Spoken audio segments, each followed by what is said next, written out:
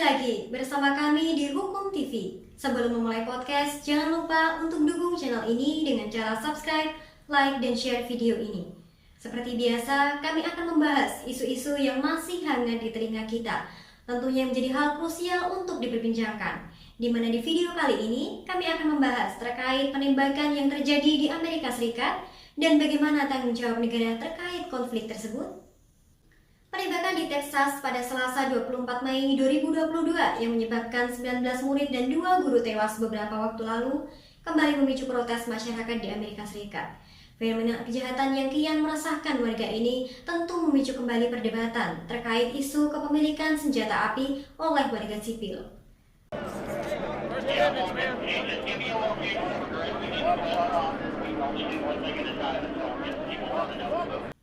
Di tengah desakan masyarakat agar terdapat pembatasan senjata api, terdapat kelompok masyarakat yang tidak menghendaki adanya kontrol senjata api dengan berbagai alasan yang melatar belakangi. Para pendukung pembatasan senjata api berpendapat bahwa kebebasan yang diberikan kepada warga sipil untuk memiliki senjata api menjadi penyebab utama tingginya kriminalitas di Amerika. Sementara warga yang pro dengan pembatasan ini pun meminta agar pemerintahan Amerika tetap berupaya untuk meloloskan regulasi tersebut sebagai bentuk revisi atas kebijakan penggunaan senjata yang saat ini tengah diterapkan. Namun faktanya berkali-kali gagal di Kongres. Kontroversi hak kepemilikan senjata api sendiri sebenarnya sudah berlangsung sejak lama, yakni sejak awal diregulasikan amandemen kedua atau the Second Amendment di Bill of Rights.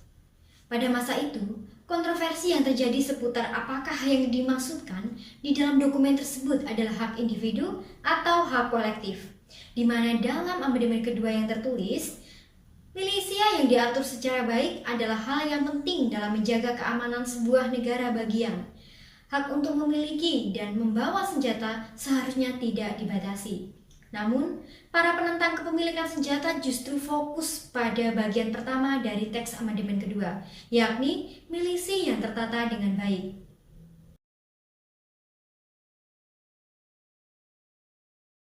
Sementara menurut lembaga penelitian Pew Research Center, senjata api memang sudah mendarah daging dalam masyarakat Amerika. Amandemen kedua Konstitusi Amerika Serikat inilah yang memberi masyarakat Amerika hak untuk membawa senjata. Bahkan, sekitar sepertiga orang dewasa Amerika Serikat mengatakan bahwa mereka secara pribadi memiliki senjata. Jauh sebelum itu, sejumlah pakar hukum berpendapat bahwa penyusun Konstitusi Amerika tidaklah bermaksud untuk memberikan hak individu agar memiliki senjata api. Namun, regulasi tersebut dibuat untuk membangun hak kolektif dalam mempertahankan negara jika mendapat serangan dari negara lain.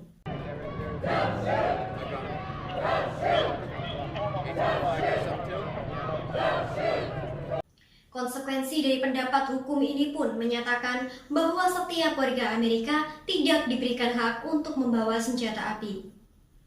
Dan oleh karenanya, otoritas federal, negara bagian, dan pemerintahan lokal dapat mengatur, membatasi, atau melarang senjata ini.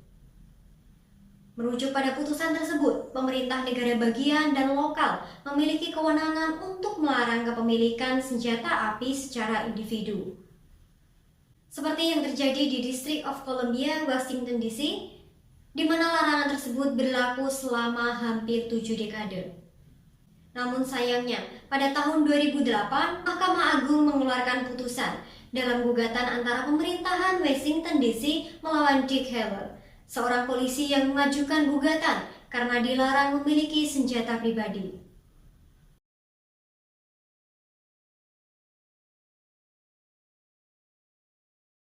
Di mana putusan Mahkamah Agung tersebut menyatakan bahwa pelarangan total terhadap warga negara untuk memiliki senjata adalah inkonstitusional dan melanggar tujuan dari perubahan konstitusi terkait pertahanan diri.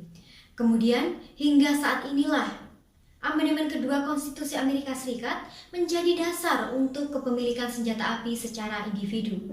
Di mana amandemen kedua ini disahkan pada 15 Desember 1791 sebagai bagian dari Bill of Rights. Yang di dalamnya terdapat belit yang berisi 10 perubahan pertama Konstitusi Amerika Serikat yang menegaskan hak-hak dasar warganya.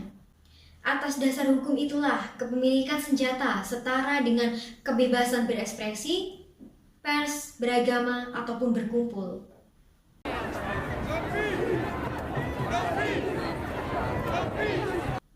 Namun sayangnya, jaminan kebebasan hak yang diberikan negara Amerika Serikat kepada warganya untuk memiliki dan menyimpan senjata melalui pengesahan amandemen kedua ini justru menjadi bumerang bagi stabilitas keamanan negara Amerika Serikat itu sendiri.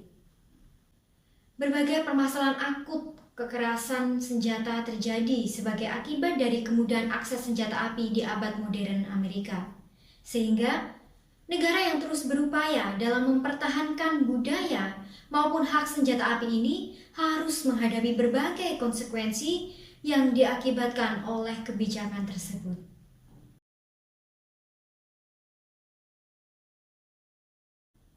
Hal ini lantaran kebijakan ini menjadi salah satu penyebab kriminalitas yang kian marak di Amerika.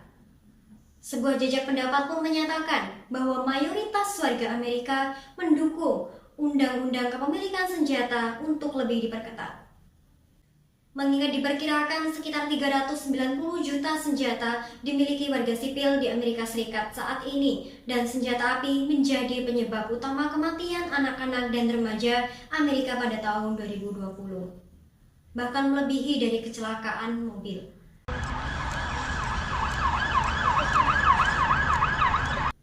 Hal ini menurut data yang dirilis oleh Pusat Pengendalian dan Pencegahan Penyakit pada April 2022 lalu. Negara yang menempati posisi tertinggi dalam penembakan massal di dunia ini pun terus menjadi perhatian publik. Termasuk hingga saat ini dalam tataran pemerintahan pusat Amerika Serikat, di mana pembahasan tentang regulasi pembatasan penggunaan senjata api yang terus mengalami stagnasi. Padahal, sejumlah jejak pendapat menunjukkan bahwa sebagian besar masyarakat negeri Paman Sam saat ini semakin gelisah terhadap ancaman kasus penembakan massal yang terjadi. Sementara menurut pasal 38 ayat 1 Statuta Mahkamah Internasional atau yang biasa kita sebut sebagai International Court of Justice menyatakan bahwa prinsip hukum yang diketahui oleh bangsa-bangsa berada merupakan salah satu sumber hukum internasional. Tanggung jawab negara sebagai suatu prinsip umum hukum yang dikenal dan diakui dalam hukum internasional juga merupakan salah satu sumber hukum yang tentu berlaku bagi setiap negara. Tanggung jawab negara pun timbul bila terdapat pelanggaran atas suatu kewajiban internasional untuk berbuat sesuatu atau tidak berbuat sesuatu. Baik kewajiban tersebut berdasarkan suatu perjanjian internasional maupun kebiasaan internasional. Sementara negara dianggap melakukan pelanggaran berat HAM atau Gross Violence of Human Rights jika negara tidak berupaya melindungi atau justru meniadakan hak-hak warganya yang digolongkan sebagai non-derogable rights. Atau negara yang bersangkutan membiarkan terjadinya kejahatan terhadap kemanusiaan. Oleh karena itulah, Presiden Amerika Serikat Joe Biden pun menyerukan bahwa pengendalian senjata lebih ketat setelah insiden penembakan mematikan di sebuah supermarket di Colorado.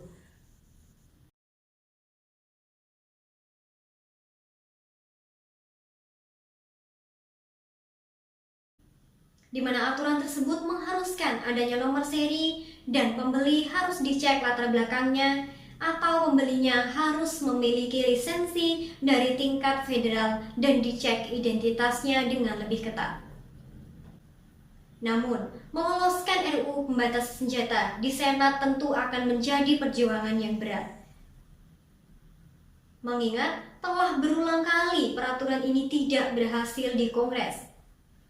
Tragedi ini memukul kesadaran semua pihak bahwa kemudahan akses senjata api di Amerika merupakan problematika serius yang harus segera ditangani. Mengingat budaya kepemilikan senjata api di era milenial seharusnya tidak lagi signifikan dalam kehidupan sosial masyarakat Amerika Serikat sebagai negara maju di dunia. Keamanan dan perlindungan warga negara menjadi elemen dasar yang harus dipenuhi dalam suatu negara. sehingga dapat disebut sebagai pondasi awal kekuatan negara itu sendiri. Untuk itulah, sinergitas pun diperlukan dalam menyusun berbagai regulasi baru yang kompleks. Negara perlu segera memberikan perlindungan bagi warga negaranya melalui kebijakan-kebijakan yang komprehensif dalam menghadapi segala ancaman dengan tujuan utama yakni menjaga keutuhan bangsa dan negara. Sekian video dari kami, terima kasih sudah menonton. Semoga video ini bermanfaat dan sampai jumpa di video berikutnya.